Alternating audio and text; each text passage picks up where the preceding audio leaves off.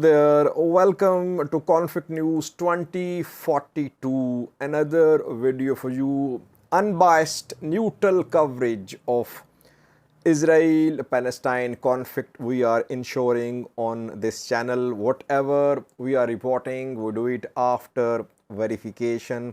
We're not taking any sides, we're trying to cover this war in a neutral manner.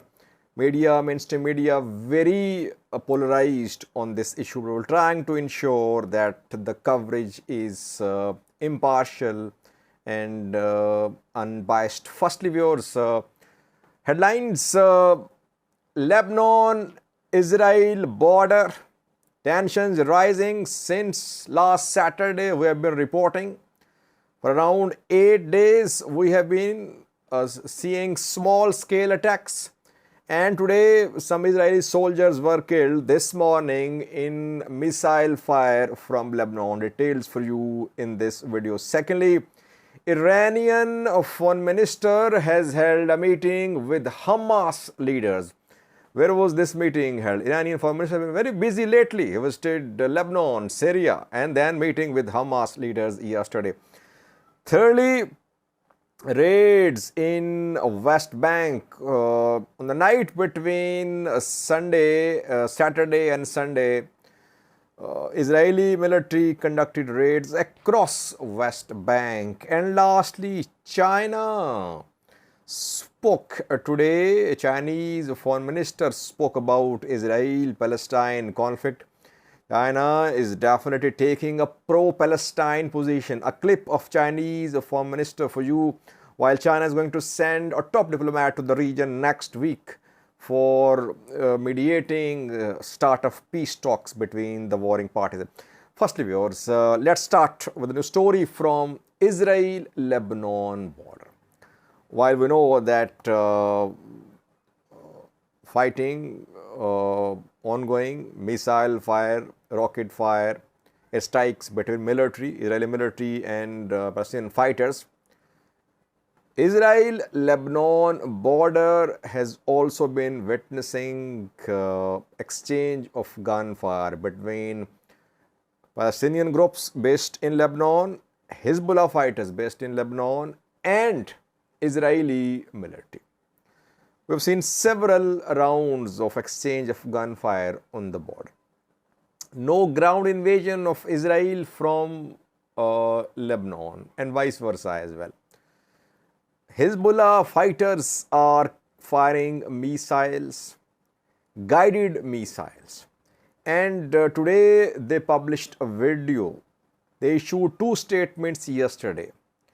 The videos published by Hezbollah fighters show that they are hitting targets very accurately. They are hitting observation posts of Israeli military on Israel side of Israel-Lebanon border. The videos, graphic videos, I cannot show you the entire videos, but anti-tank guided missiles of Hezbollah are working, and no air defense system on Israel-Lebanon border is able to stop these ATGMs. The video which has been published this morning showed several ATGMs striking the targets in Israel very precisely. Some observation posts and communication equipment of Israeli military were precisely hit in these missile fires from Lebanese territory. Today, a strike was carried out in Shatula. Shatula is on Israel-Lebanon border, and here a tank was hit and an observation post of Israeli military was hit. According to Hezbollah, one Israeli soldier was killed. Tank crew was killed in this attack. Israeli authorities are also confirming that one soldier died in the attack from Lebanon and two were injured. And after that, Israeli military has established 4-kilometer wide no entry zone on Israel-Lebanon border. All residents in the 4-kilometer area have been told to leave or stay inside homes under in their shelters. It has been announced by Israeli military this morning after attack on its positions in Shatula. Hezbollah issued a statement about attack in Shatula. It says that the attack was carried out because Israeli military bombarded civilian houses in which some civilians were killed yesterday, and some journalists were injured and killed 2 days ago.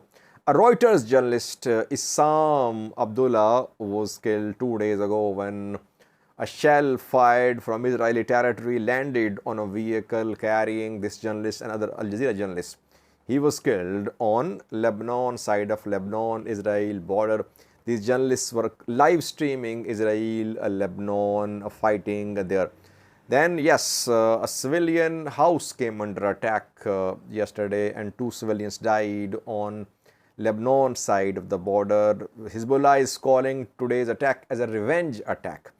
Deaths of Israeli soldiers has been confirmed in this attack. So this is the situation on Israel-Lebanon border. No ground invasion, but Hezbollah's striking capability is it could be worrying for Israeli forces. The video which I saw showed that Hezbollah could be a pain in the side of Israeli military if Israeli military tries to enter Gaza.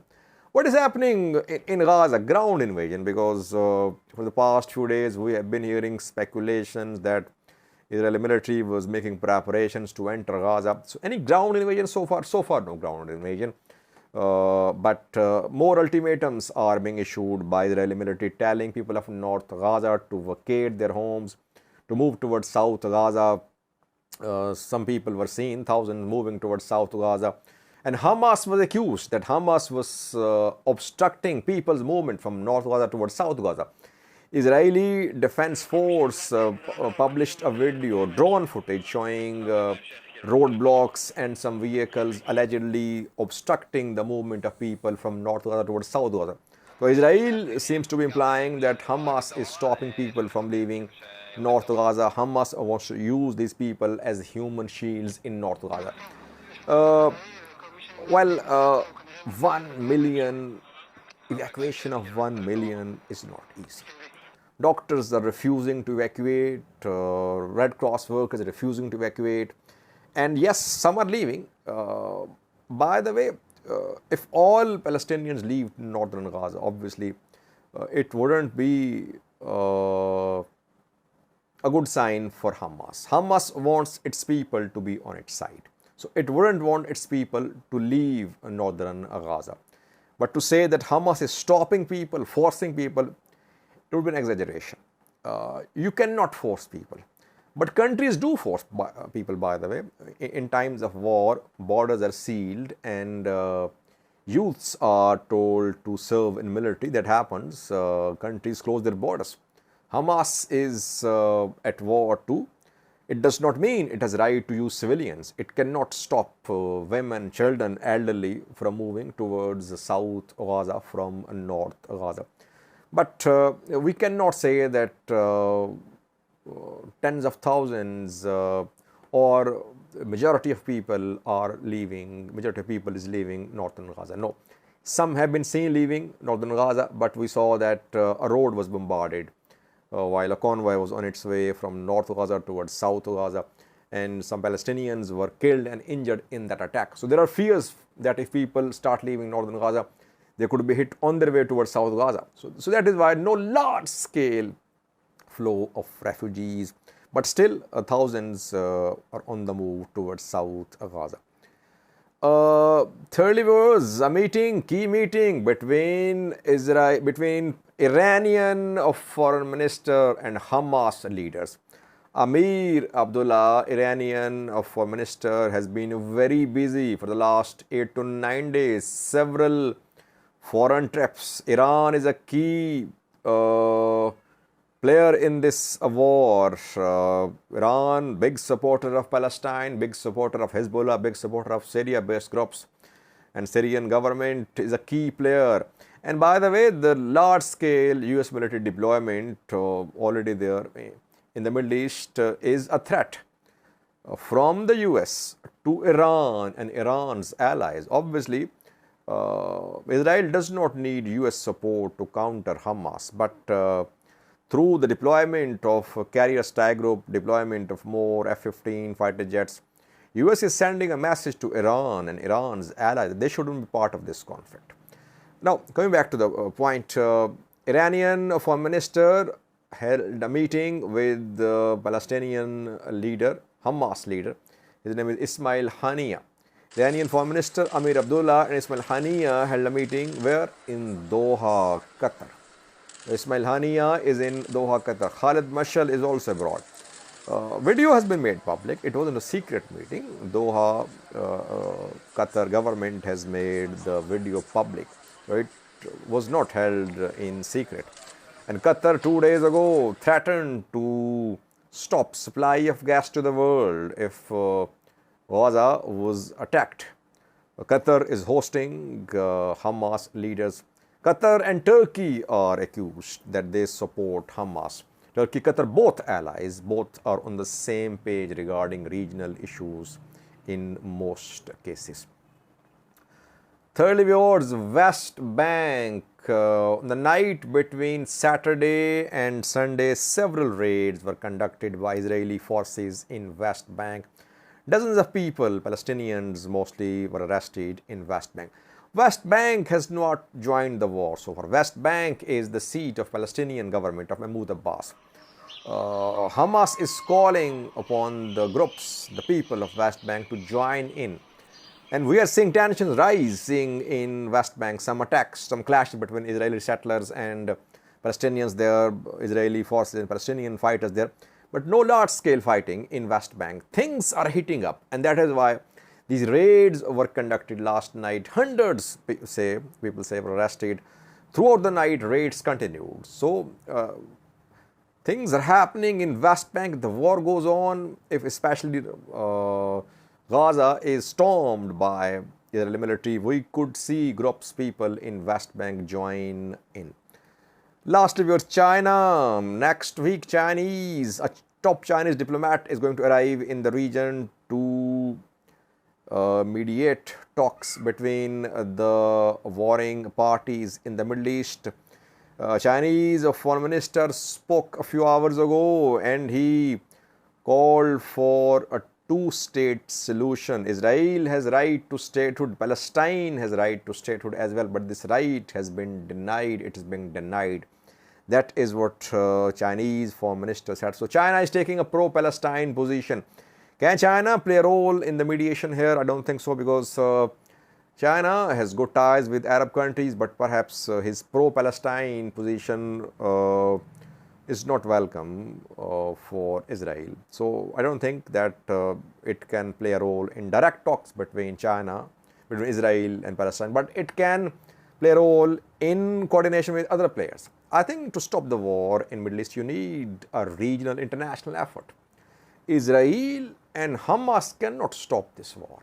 This war has involvement of so many players, local level players, several regional players, several international players, several as well. So for putting an end to the war, you need a broader effort. You need to have all parties on board. I think there are so many players with their access to grind, it's difficult to create consensus to stop the war. Take a listen to what Chinese foreign minister said a few hours ago about Israel-Palestine war. Thank you for watching. 这一问题的根源在于巴勒斯坦独立建国的夙愿迟迟未能实现，在于巴勒斯坦人民遭受的历史不公一直没有能够得到纠正。以色列有建国的权利，巴勒斯坦同样有建国的权利。以色列人得到了生存的保障，巴勒斯坦人的生存谁来关心？以色列的民族已经不在世界上颠沛流离，巴勒斯坦民族何时才能重返家园？这个世界存在各种不公，而对巴勒斯坦不公已经延宕了大半个世纪，承接了几代人。